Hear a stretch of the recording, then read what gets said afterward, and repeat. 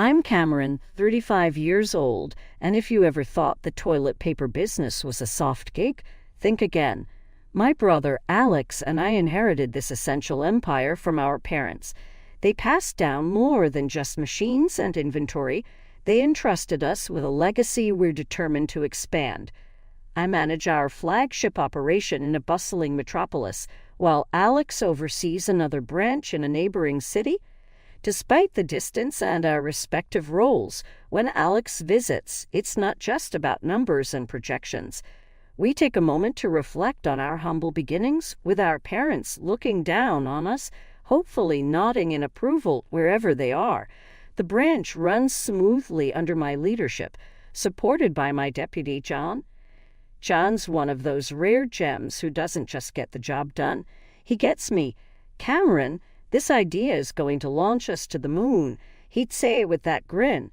And I'd fire back, let's not plan the parade just yet.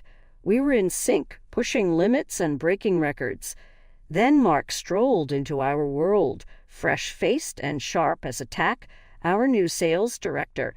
The man had a way with words that could convince you the sky was green and not blue.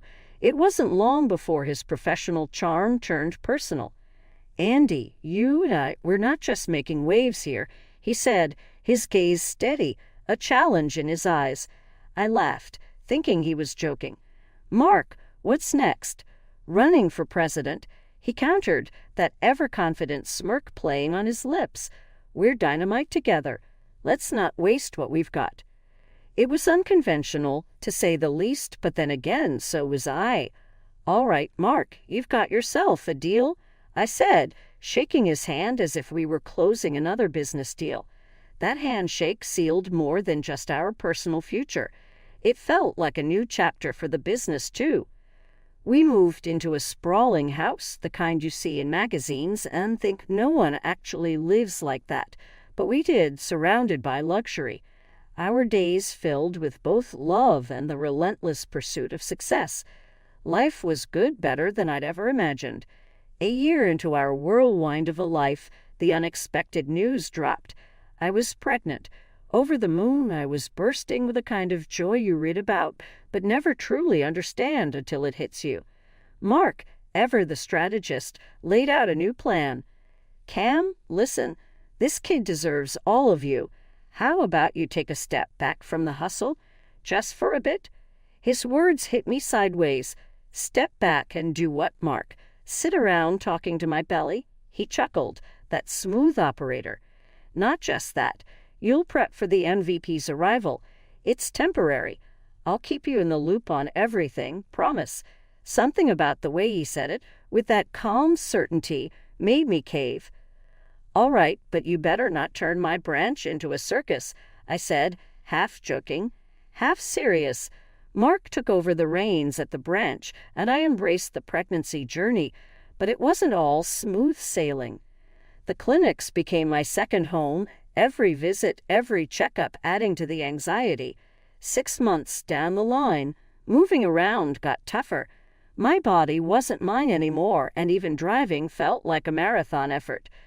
"Guess it's just you and me, little one," I'd say, patting my belly, settling into this new, slower pace of life. But Mark, his hours got crazier. Nights at the office turned into routine. His voice over the phone always laced with exhaustion. "Babe, it's slammed here. Might have to pull another all-nighter. Worry not at me." But Mark had this way of smoothing over any concern. "Don't you stress, Cam. It's all for us, for our future. Just focus on you and the baby." I wanted to believe him, really did. But each "don't wait up" shipped away at something, leaving me tossing and turning, wondering if this was how it was supposed to be. One evening, as I sat alone, the house too big, too quiet, I dialed him up, needing to hear that reassurance. "Mark, this ain't easy, you know. Feels like I'm doing this solo." He was quick to soothe. "Cam, I'm doing what's got to be done. Trust me, it'll all be worth it. You, me, and our little one, we'll have the world at our feet." I hung up, comforted yet unsettled. Mark's words were the balm to my worries, but deep down, a storm was brewing. one that whispered of change and challenged the promises of a shared future. One day, I was lounging on the couch, flipping through a baby magazine, when the doorbell rang. Dragging myself up, I opened the door to find Alex, looking as serious as a judge. "Alex, what's the wind blowing you here for?" I greeted him, trying to keep the surprise out of my voice. "Needed to see you, Cam. We've got a situation," he said, stepping inside without waiting for an invite. His face had that look, the one he gets when it's more than just family catch-up time. We settled in the living room, me with my feet up and him straight as a rod on the chair across. "Spit it out then. What's up? What's going on over there?" Alex's voice had that edge to it, the one he used when he meant business. I sighed, rubbing my belly absent-mindedly. "Mark's been handling things, said it's all good." "Good, Cam?" "It's far from good. Sales are down, deliveries are a mess. What's he been doing all this time?" Alex was getting worked up, his hands flying around as he spoke. I felt a pang of worry. "He told me he's got it under control, said he's handling the big contracts himself." Alex leaned forward, his eyes boring into mine. "Look, I know you trust Mark, but something's off. We need to dig into this. You can't just sit back and watch." "All right, I'll talk to him. But you know how he is, always smoothing things over," I replied, feeling the weight of the world on my shoulders. Alex stood up, ready to leave. "Don't let him smooth talk you, Cam. We've worked too hard to let everything slide because of whatever this is." He was out the door before I could muster a goodbye. Dinner felt more like a chess game that evening. Mark was his usual self, all smiles and stories about his day at the office. I, on the other hand, had a storm brewing in my head thanks to what Alex had dropped on me earlier. "So everything smooth at the company," I ventured, poking at my food more than eating it. "Income steady, no hiccups." Mark barely looked up from his plate. "Yeah, all good, smooth sailing, you know. I even threw our name into the hat for that Best Executives in the City contest. We're killing it, babe." His confidence was like a slap of cold water. "Really? That's great," I managed to say, my voice as dry as toast. Inside, my doubts were doing somersaults. Alex's words echoed in my head, painting a very different picture. Later, as Mark hummed some tune in the shower, I found myself dialing John, my former deputy. My heart was thumping loud enough to drown out the ringtone. "John, it's me," I said the moment he picked up. "I need the real scoop. How are things at the office?" There was a pause, long enough for me to regret calling. Then John's voice, hesitant. "Cameron, you really should see for yourself. It's complicated." "Complicated how?" I pressed, feeling frustration bubble up. But John was a vault, only cracking enough to suggest I come in. Dragging myself out of bed felt like peeling away from my own shadow, thick and heavy with dread. Today wasn't just another day. It was the day I'd confront the mess that the office had on my hands. I trembled as I poured a cup of coffee, the black liquid mirroring the dark thoughts swirling in my head.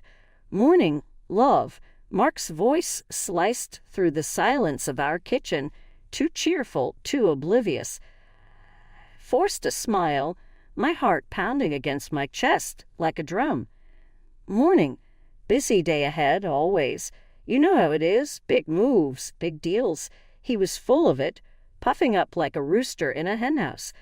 I nodded, keeping my brewing storm hidden beneath a facade.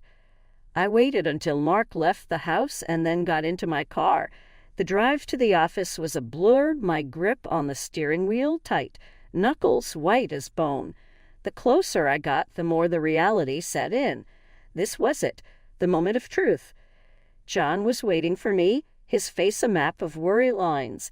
"Cameron," he greeted, his voice a low whisper, as if the walls themselves were eavesdropping. "John, let's not beat around the bush. I want everything. Every misplaced penny, every shady deal. It's time to clean house." I said, steeling myself against the tide that was about to break. He nodded, leading me into my office. The room felt foreign, like stepping into a stranger's life. "It's bad, Cameron. Worse than we thought," he began, laying out the documents like a dealer at a crooked card game. As we pored over the numbers, the scale of the disaster unfolded.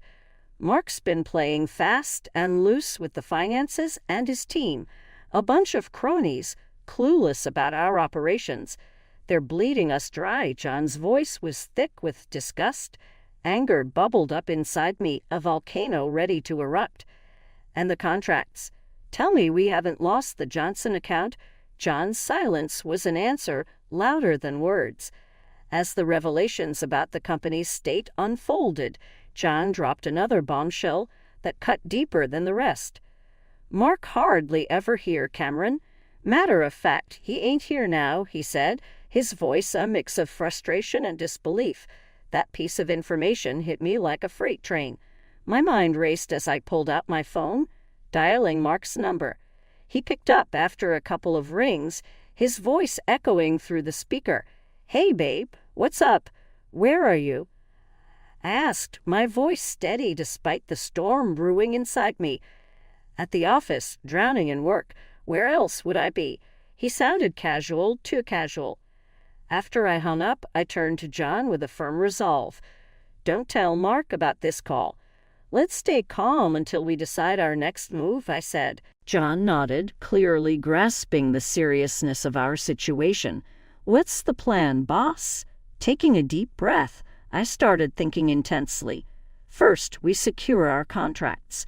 I'll contact the buyers, request extensions where necessary. Buying some time is crucial.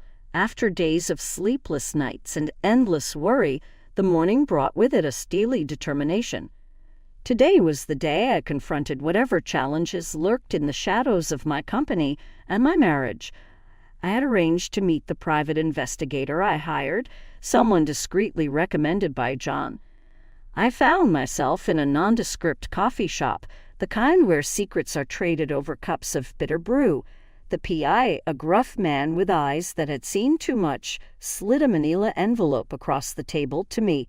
"Everything you asked for is in there," he said, his voice gravelly, hinting at years of cigarettes and whiskey. I hesitated, my hand hovering over the envelope, and I urged, needing to hear the words. "He's been unfaithful in more ways than one," the PI said, not one to sugarcoat the pill. "Your husband's been playing house with someone from your company, got the photos and everything."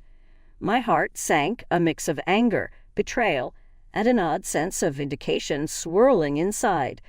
I had suspected, but hoping against hope I was wrong. "Show me," I demanded, my voice stronger than I felt. He laid out the photographs like a deck of cards, each one a stab to my heart. There she was, one of our own employees, laughing, touching, sharing moments that were supposed to be mine alone. I fought back the urge to cry, to scream. Instead, I focused on the rage, letting it fuel me. "What else?" I asked, my eyes not leaving the damning evidence. "They've been careful, but not careful enough. Your husband's been funneling company funds too. Looks like they were planning a little getaway," the PI continued, his tone apologetic. "That was the last straw. My company, my family's legacy, wasn't just a cash cow for Mark's little escapades." "Thanks," I said curtly, sliding the envelope back towards him. Threw down some cash for the coffee, more than necessary, my mind racing. Back in my car, I allowed myself a moment. Just one moment of weakness where the tears could fall, where I could mourn the loss of the life I thought I had. But as the tears dried, resolve took their place. Mark and his mistress had underestimated me. They thought they could use me, my company, as their playground. They were wrong. I dialed John, my voice calm but ice cold. "I need you to call a staff meeting tomorrow morning. Everyone must attend, no exceptions." John, ever my rock, didn't ask why. "Consider it done, Cameron." The drive home was a blur, my mind occupied with plans and schemes. This wasn't just about revenge. It was about justice, about righting the wrongs done to me, to my company. Mark greeted me with a smile when I got home, oblivious to the storm brewing just beneath the surface. "Hey, babe, long day." I forced a smile, playing the part one last time. "You could say that. Dinner smells great." We ate in silence. Or rather, he talked about his day and I nodded along. My response is automatic. The whole time my mind was elsewhere. Plotting, planning. In the cool, fluorescent light of the conference room, the air was thick with tension. I stood at the front, papers in hand, my belly prominent, a visual reminder of the personal stakes involved. John, my loyal deputy, had helped me organize this crucial meeting. The room was filled to the brim with staff, and there amidst them sat Mark and his mistress, their faces masks of faint innocence. "Let's get straight to the point," I began, my voice steady despite the storm raging inside. Under Mark's leadership, this branch has faced unprecedented losses. Contracts with key partners have been breached, directly impacting our bottom line. I clicked the remote, and the graphs on the screen painted a damning picture. 7 months of steady decline. I looked directly at Mark, who squirmed under my gaze. As a result, drastic measures are necessary. Effective immediately, I am terminating the employment of those who've contributed to this downfall. The room fell silent, the gravity of my words sinking in. I continue, "Mark, you're fired for gross mismanagement and breach of trust." Then, turning slightly, I addressed his mistress. "And you for consistent absenteeism and complicity in this debacle, and also for the affair with my husband." Whispers filled the room as the mistress, her face a portrait of shock and shame, gathered her things and fled. Her secret laid bare for all to see. Mark stood, his face in an alarming shade of red. "Cameron, you can't do this. Think about what you're doing." I met his plea with a cold stare. "I have thought about it, Mark, at great length. This is the only course of action that protects the future of this company and our child." As the meeting adjourned, staff members approached me, their expressions a mix of relief and gratitude. "We're behind you, Cameron. It's good to have you back," they said, their support a balm to my frayed nerves. Mark tried to corner me as I was leaving the room. "Cameron, please, let's talk about this. We can fix it." "There's nothing left to discuss, Mark. You've made your choices," I replied, handing him the envelope I'd been clutching throughout the meeting. Inside were the divorce papers, already signed. His hands trembled as he took the envelope, the reality of his situation finally dawning on him. "But Cameron, No, Mark, it's over. You need to leave now." My voice was firm, brooking no argument. The dust had settled, the air was clear, and the wreckage of what once was laid bare before me. The company, my sanctuary, had been through a storm, but now it was time to rebuild, to restore what was lost. The morning after the revelation, I walked into the office with a different stride, one of determination and resolve. John was already there, paperwork spread out like a battle map. He looked up as I entered, a knowing nod passing between us. "Morning, Cameron. Ready to start fresh?" John's voice held a mix of encouragement and the weight of the tasks ahead. I set my bag down, rolling up my sleeves. "Let's get to it. We've got a mountain to climb." The first order of business was damage control. We reached out to our clients, the ones who were on the brink of walking away. Took the lead, my tone earnest, apologetic, yet hopeful. "Listen, I know we've dropped the ball, but I'm back in the saddle and I'm here to make things right," I said over the phone to one of our largest clients, Mr. Thompson, not related, just a coincidence. He was hesitant. "Understandably so, Cameron. Your company used to be top-notch, but what's happened recently?" "I understand, and I'm not here to make excuses. I'm here to offer solutions. Give us a chance to prove that we're still the company you trusted." After what felt like an eternity, He sighed. "All right, Cameron, we'll give you one more shot. Don't let us down." One by one, the conversations went on, each a delicate dance of negotiation and reassurance.